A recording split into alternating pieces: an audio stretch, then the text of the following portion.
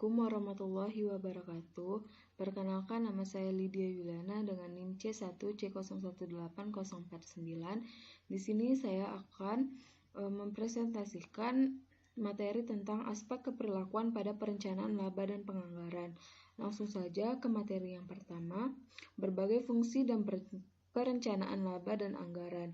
Anggaran merupakan rencana laba jangka pendek yang komprehensif yang membuat tujuan dan target manajemen dilaksanakan. Anggaran adalah alat manajerial yang memastikan pencapaian target organisasional dan memberikan pedoman yang rinci untuk operasi harian. Pada dasarnya, aspek keperlakuan dari penganggaran mengacu pada perilaku manusia yang muncul dalam penyusunan anggaran dan perilaku manusia yang didorong ketika manusia mencoba untuk hidup dengan anggaran. Di sini ada fungsi anggaran itu sendiri. Yang pertama, anggaran merupakan hasil akhir dari proses perencanaan perusahaan. Yang kedua, anggaran merupakan cetak biru perusahaan yang bertindak, yang mencerminkan prioritas manajemen dalam alokasi sumber daya organisasi. Yang ketiga, anggaran bertindak sebagai alat komunikasi internal yang menghubungkan beragam departemen atau divisi organisasi yang satu dengan lainnya. Yang keempat, dengan menetapkan tujuan dalam kriteria kinerja yang dapat diukur, anggaran berfungsi sebagai standar terhadap mana hasil operasi aktual yang dapat dibandingkan.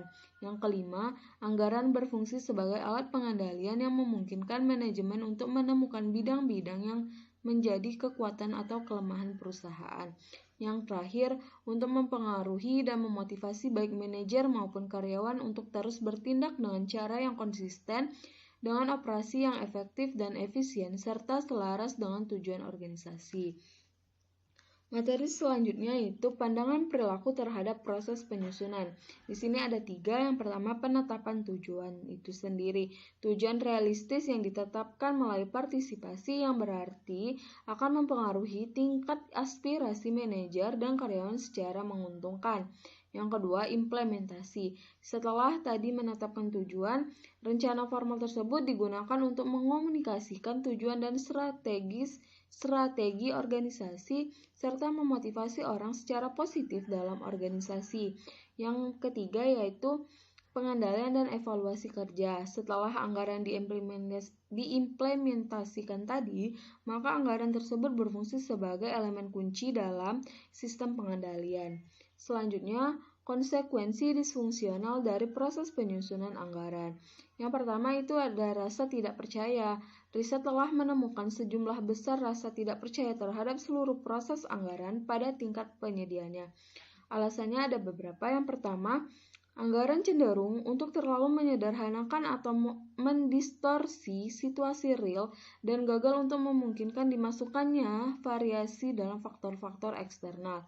Yang kedua, anggaran mencerminkan variabel-variabel kualitatif seperti pengetahuan mengenai tenaga kerja, kualitas bahan baku, dan efisiensi mesin secara tidak mencukupi. Yang ketiga, anggaran hanya mengonfirmasikan apa yang telah diketahui oleh penyelia. Yang keempat, anggaran seringkali digunakan untuk memanipulasi penyelia sehingga ukuran kinerja yang diindikasi dicurigai. Yang kelima, laporan anggaran menekankan pada hasil bukan pada alasan.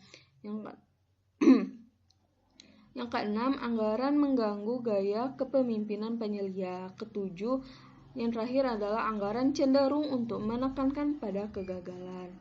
Yang kedua yaitu resistensi, di mana suatu tantangan bagi manajemen untuk mengatasi resistensi untuk berubah dan untuk berhasil memperkenalkan inovasi yang meningkatkan kinerja organisasi. Yang ketiga, konflik internal.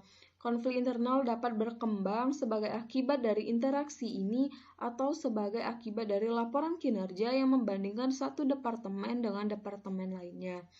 Yang terakhir yaitu efek samping lain yang tidak diinginkan. Anggaran sering dianggap sebagai alat tekanan manajerial. Orang-orang merasakan tekanan ketika manajemen puncak mencoba untuk meningkatkan efisiensi dengan mendapatkan lebih banyak output. Penekanan yang berlebihan pada kinerja departemen dan penekanan pada kinerja organisasi secara keseluruhan. Selanjutnya itu relevansi konsep ilmu keperlakuan dalam lingkungan Yang pertama, dampak dari lingkungan perencana. Pada dasarnya, perencanaan mengacu pada struktur, proses, pola-pola interaksi dalam penetapan kerja. Hal tersebut kadangkala disebut dengan budaya atau iklim organisasi. Yang kedua, ukuran dan struktur organisasi. Ukuran dan struktur pada organisasi mempengaruhi perilaku manusia dan pola interaksi dalam tahap penetapan tujuan, implementasi, dan pengendalian serta evaluasi terhadap proses perencanaan tersebut. Yang selanjutnya, gaya kepemimpinan. Gaya kepemimpinan ini juga dapat mempengaruhi lingkungan perencanaan organisasi.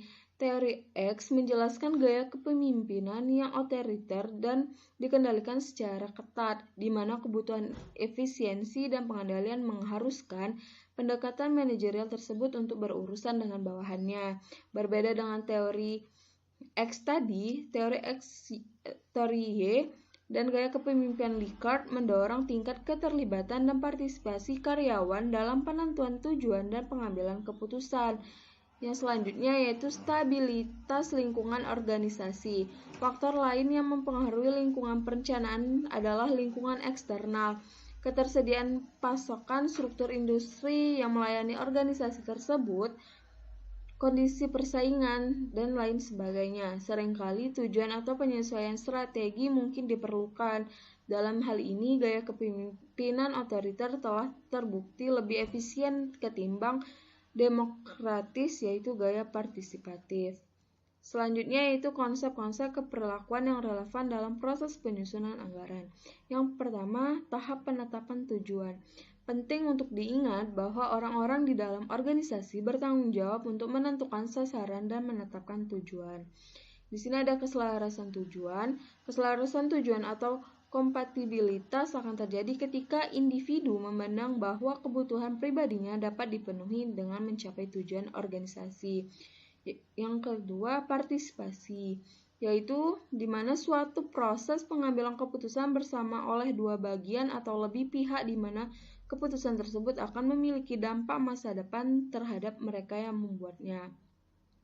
Partisipasi juga dapat meningkatkan moral dan mendorong inisiatif yang lebih besar pada semua tingkat manajemen. Partisipasi dalam penetapan tujuan mempunyai keterbatasan tersendiri. Sebagai contoh, para manajer bisa memasukkan slack organisasional ke dalam anggaran mereka agar bisa melampaui keterbatasan tersebut. Yang kedua yaitu implementasi.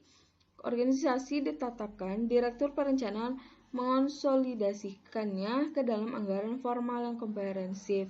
Anggaran tersebut kemudian diimplementasikan melalui komunikasi karyawan kunci dalam organisasi. Yang selanjutnya, pengomunikasian anggaran.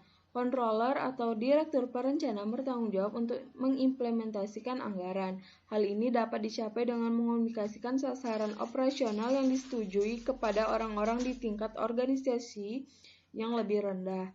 Selanjutnya, kerjasama dan organisasi. Implementasi anggaran yang berhasil membutuhkan kerjasama dari orang-orang dengan beraneka ragam keterampilan dan bakat. Koordinasi adalah seni menggabungkan secara efektif seluruh sumber daya organisasi dari sudut pandang keperlakuan. Hal ini berarti menggabungkan bakat dan kekuatan dari setiap partisipasi organisasi dan membuatnya berjuang untuk mencapai tujuan yang sama. Tahap selanjutnya yaitu tahap pengendalian dan evaluasi kinerja.